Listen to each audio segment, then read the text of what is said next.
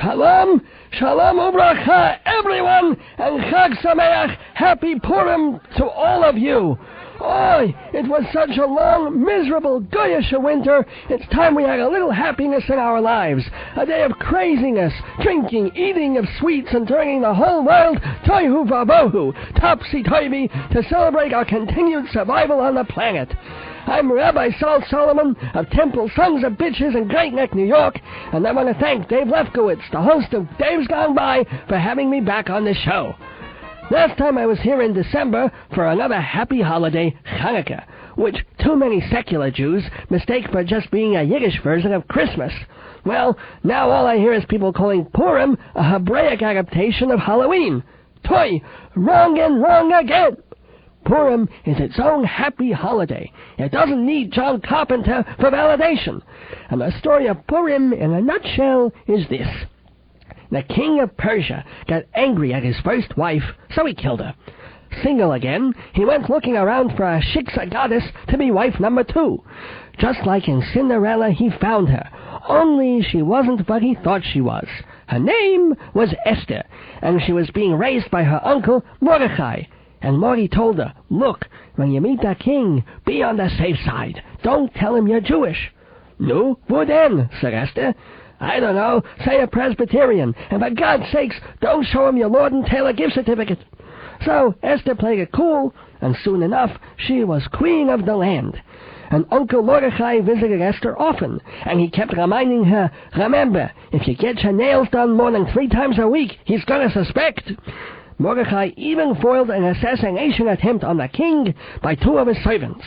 Morty warned Esther, Esther warned her husband, and the plotters were hanged. So Mordechai and Esther were doing fine. Except Esther was not the king's chief advisor. That position went to a fellow in the Amalek tribe, a man by the name of Haman. Yes, Haman. Haman was a mother. Yes, indeed. A wicked man, a vain man. As the king's Henry Kissinger, he expected everybody to bow down to him, including Esther's uncle Mordechai. But Morty said, sorry, I only bow down before Hashem, before God. This got Haman so mad, he craved revenge not only on Mordechai, whom I guess he didn't realize was Esther's uncle, but all the Jews in the kingdom. So he drew lots. In fact, he drew lots and lots of lots, all lottery, to determine which day all the Jews in Persia should be annihilated. And by the way, the word Purim means lots in Old Persian. Well, it turned out that astrologically, the 14th of Adar was the most salubrious day. He actually looked in the horoscope in the Persian Post. It said, you will make many short-term enemies. Don't mind them. It's a great day for a holocaust. However, your love life is still dormant and will remain so for some time. Don't wear purple. Anyway, Haman went to the king and told all these terrible lies about the Jews.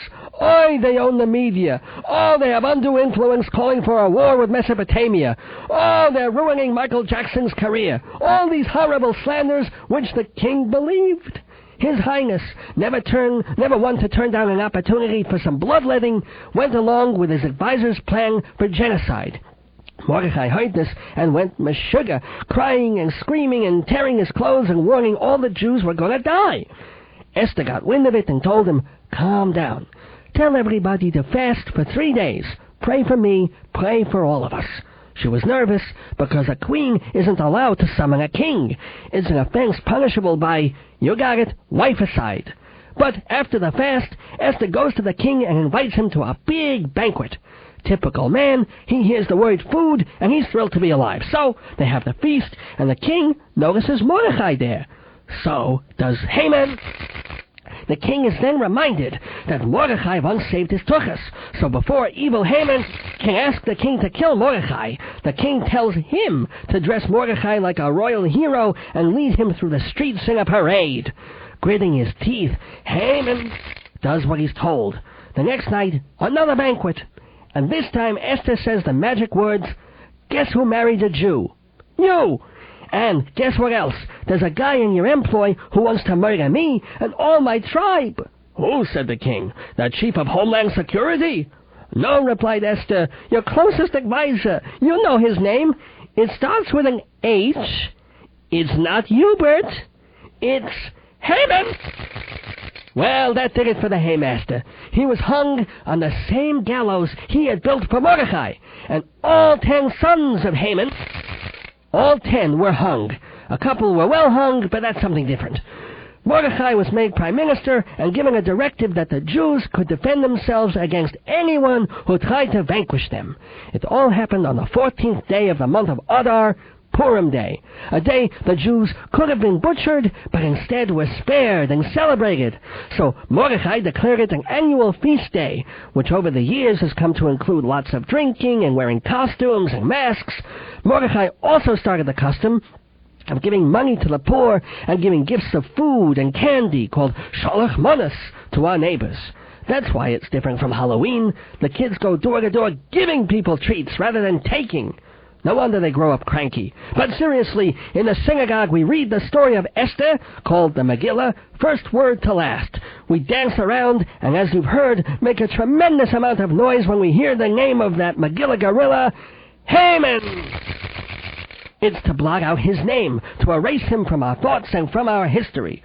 Esther and Mordecai, however, are among the most beloved figures in Jewish lore, which leads me to this limerick. There once was a hero named Mordecai, an upstanding mensch and a sporty guy. His clever instruction saved Jews from destruction and gave them permission to fortify. And now, get your singing caps on. Time for a little music, a little tune I came up with. If you want to sing along or follow the words, they're on the website at hometown.aol.com/Dave's Gone By. I love the title of this song, Don't Mess With Us. If you try to kill the Jews, here's a little piece of news. God will stop you and he'll drop you dead instead. He got Hitler, he got Haman, and a dozen I'm not naming, so don't mess with the Jews, 'cause you'll lose. If your aim is genocide, then you'd better run and hide, 'cause Hashem will turn the tide until you drown. Every exile and pogrom we've emerged triumphant from, 'cause the Lord is our sword and our drum.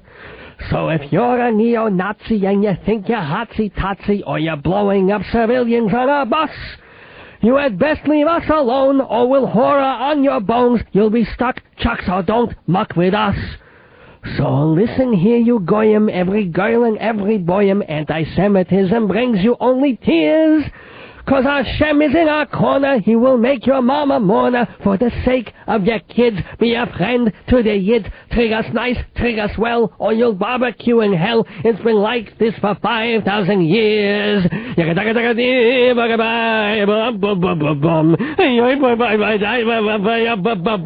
Hey! Welcome back to the Sunday Purim Spiel here on Dave's Gone By. Dave will be back at the end of the show, but he's left me here to spread some joy, to celebrate this merry holiday with music and humor and my basic undercurrent of rage. No, I'm kidding. You can't get upset on Purim. It's a wonderful day. And it's a bigger deal in Eretz Yisrael than it is here. Everyone gets into the spirit. A nice boychik who was in Israel last Purim wrote on his website, "It's a nationally celebrated party, and everyone is invited. Indeed, it is not uncommon to see rabbits, angels, and Harry Potters sitting at the bus stop or wandering around the supermarket. Nor is it unusual to pass by wizards, policemen, or monsters in the street without a second thought. At one carnival extravaganza, there were flamethrowers, singers, and dancers, and I'm sure there were also the ultimate Jewish lifeline, jokes." The year is 2015, and the situation is grim. The Earth's ozone layer has eroded to where the ice caps are melting, and the entire world is about to flood. All the major religions call enclaves on how to lead the people through the crisis. The Pope issues a statement that Catholics should write out a long confession and beg Jesus for salvation. The Protestant Church urges its followers to eat only vegetables and cleanse themselves for the final judgment. The Muslim clerics order their people to fast all day and pray from morning to night.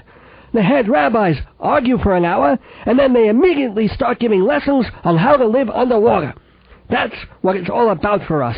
Survival, belief, but pragmatism as well.